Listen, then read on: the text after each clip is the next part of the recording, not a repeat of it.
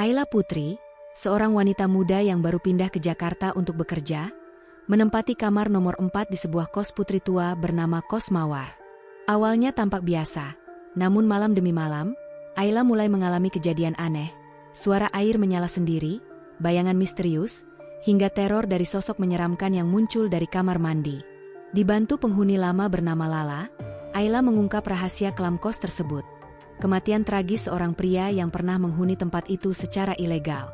Teror tidak berhenti bahkan setelah Ayla meninggalkan kos.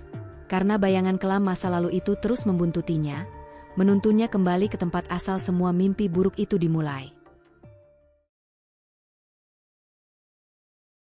Ayla Putri tiba di Jakarta menjelang maghrib. Di dalam taksi online yang membawanya dari bandara, ia menatap keluar jendela. Langit kelabu menggantung di atas kota yang sibuk dan penuh suara klakson. Tangannya memeluk tas selempang yang penuh berkas kerja dan dompet kecil. Wajahnya letih, tapi matanya menyimpan tekad. Kos yang ditujunya terletak di kawasan Pejaten, sebuah rumah 2 lantai yang tampak tua tapi bersih. Pelang kecil bertuliskan, Kos Putri Mawar, tergantung miring di depan pagar besi. Ayla turun dari mobil dan membayar sopir. Ia menarik koper kecilnya sambil memandangi bangunan itu. Dari balik jendela lantai 2, tirai putih bergerak seperti disentuh angin. Tapi tidak ada angin sore itu. Ia mengetuk pagar. Seorang pria paruh baya membuka, mengenakan topi lusuh dan jaket yang warnanya pudar. Ayla, ya? Iya, Pak. Saya Ayla. Saya Somad, penjaga kos. Masuk aja. Kamarnya nomor 4, lantai 2. Kos itu sunyi. Suara langkah Ayla di tangga terdengar jelas. Lorong lantai 2 panjang dan agak sempit. Ia membuka pintu kamarnya dan menyalakan lampu. Kamar itu sederhana. Ranjang kecil, meja belajar, lemari, dan pintu ke kamar mandi dalam.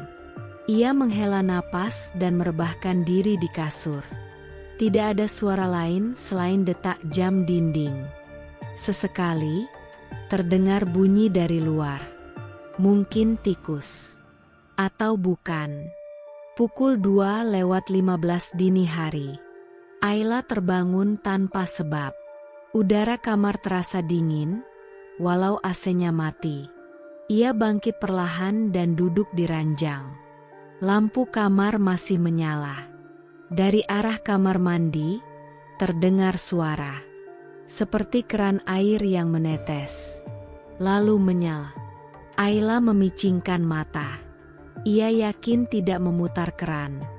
Ia berjalan pelan dan memutar gagang pintu kamar mandi. Tidak terkunci.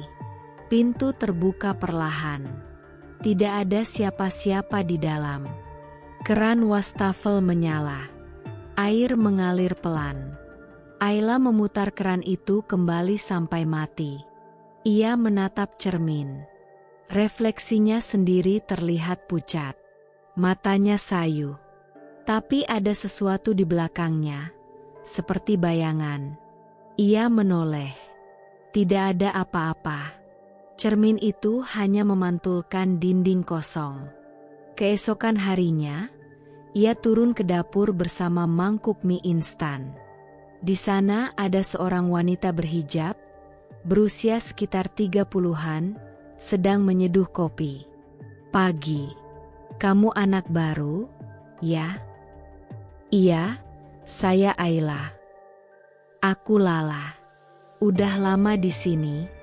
Kalau ada apa-apa, bilang aja. Tapi jangan mandi jam 3 pagi, ya? Ayla terdiam. Lala tersenyum, tapi matanya tidak. Sudah 3 hari Ayla tinggal di kamar nomor 4. Setiap malam, selalu ada gangguan. Suara langkah pelan di luar pintu. Bayangan di bawah celah pintu kamar mandi. Dan air yang menyala sendiri. Malam keempat, Bau busuk mulai tercium dari saluran pembuangan kamar mandi. Seperti bau daging busuk yang dicampur tanah basah. Ia mencoba menyiram air dan menaruh pengharum ruangan. Tapi baunya tetap ada. Ia memutuskan keluar kamar dan mengetuk pintu kamar Mbak Lala. "Mbak, kamar mandiku bau banget. Kayak bau bangkai." Lala menatapnya sebentar, lalu membukakan pintu. Bau itu muncul kadang-kadang. Dulu kamar itu pernah disegel. Tahu? Disegel? Kenapa? Sudah. Mending kamu gak usah tahu.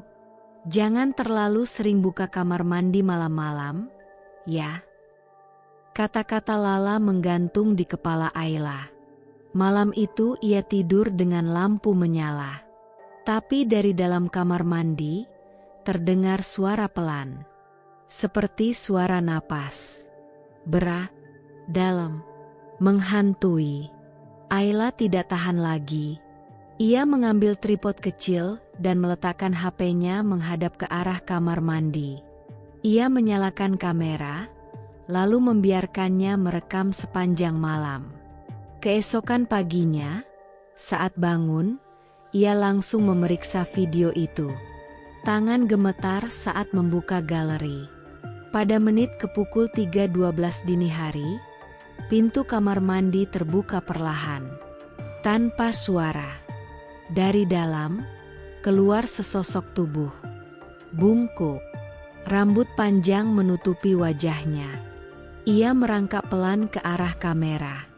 Lalu, tepat sebelum layar jadi hitam, sosok itu menatap langsung ke lensa. Wajahnya pucat. Matanya hitam pekat. Senyum lebar terbuka. Ayla menjatuhkan HP-nya. Ia muntah di lantai. Tubuhnya gemetar. Itu bukan mimpi. Bukan halusinasi. Ia tidak sendiri di kamar itu. Hari itu Ayla izin tidak masuk kerja. Ia duduk di kamar sambil menatap pintu kamar mandi yang tertutup rapat. Siang terasa seperti malam. Ia kembali ke dapur dan bertemu Lala. "Mbak, kamar itu dulu kenapa? Tolong, saya nggak tahan." Lala menatap Ayla, lalu menghela napas panjang. "Penghuni sebelum kamu juga tinggal di kamar itu. Namanya Winda. Anak magang.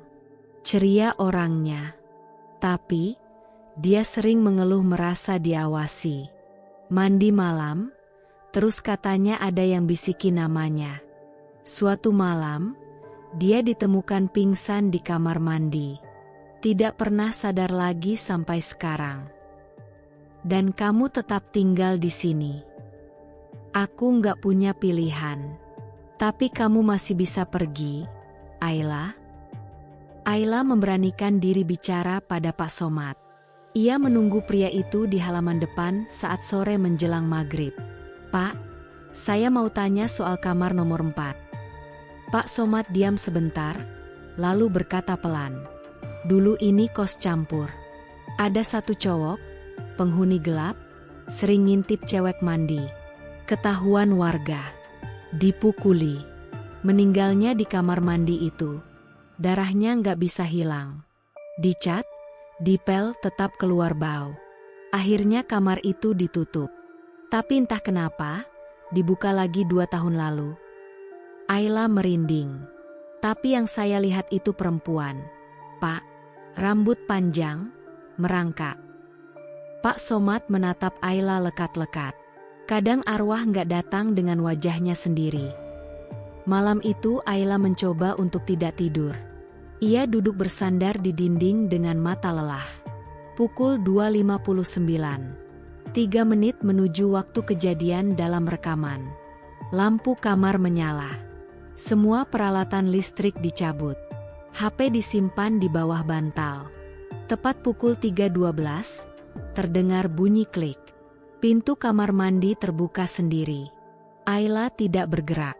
Suara air menetes. Lalu muncul bayangan gelap dari dalam kamar mandi. Tapi kali ini, sosok itu hanya berdiri. Tidak merangkak. Tidak mendekat. Ia hanya berdiri di ambang pintu. Ayla tidak bisa melihat wajahnya. Tapi sosok itu perlahan mengangkat tangannya dan menunjuk ke arah ranjang. Kosong. Tapi bekas lekuk tubuh terlihat jelas di sana. Pagi harinya, Ayla mengemasi barang-barangnya. Ia tidak peduli dengan uang deposit. Ia hanya ingin pergi. Tapi saat membuka pintu, ia melihat koper dan tasnya tidak ada. Ia panik, mencari ke seluruh kamar. Lalu menemukan koper itu di dalam kamar mandi, basah, kotor. Dan di atas koper, ada handuk yang bukan miliknya. Ayla berteriak. Lala datang, membantunya keluar. Mereka memanggil Pak Somad. Saat dibuka, kamar mandi tampak bersih seperti biasa. Tidak ada koper. Tidak ada handuk. Tapi Ayla tahu apa yang ia lihat. Malam itu, ia tidur di kamar Lala. Tapi tetap merasa ada sesuatu yang mengikuti dari lorong. Ayla sudah pindah ke tempat kos baru. Lebih ramai, lebih terang, lebih hidup. Tapi setiap malam, jam 3.12, ia terbangun. Bukan karena mimpi, tapi karena suara air. Ia mencoba mengabaikannya. Tapi suatu malam, ia menerima pesan dari nomor tak dikenal. Isinya hanya satu kalimat. Kamar mandinya masih menunggu. Ia mematikan ponsel. Tapi saat menoleh ke arah cermin, di belakangnya, bayangan perempuan itu kembali muncul. Kali ini lebih dekat. Lebih nyata. Wajahnya setengah terbakar. Ayla kembali ke kos Mawar. Bukan karena ingin, tapi karena tidak ada tempat lain. Ia berdiri di depan kamar nomor 4. Pintu itu terbuka sendiri, perlahan. Di dalamnya, kamar tampak seperti terakhir ia tinggalkan. Tapi kamar mandi kini tertutup rapat. Ia melangkah masuk. Duduk di ranjang. Menatap pintu kamar mandi. Tepat pukul 3.12. Pintu kamar mandi bergetar pelan. Ayla tidak bergerak. Lalu terdengar suara. Bukan napas, tapi bisikan. Pelan. Penuh dendam. Kamu yang ngintip sekarang. Lampu kamar mati. Cerita pun berakhir di dalam gelap.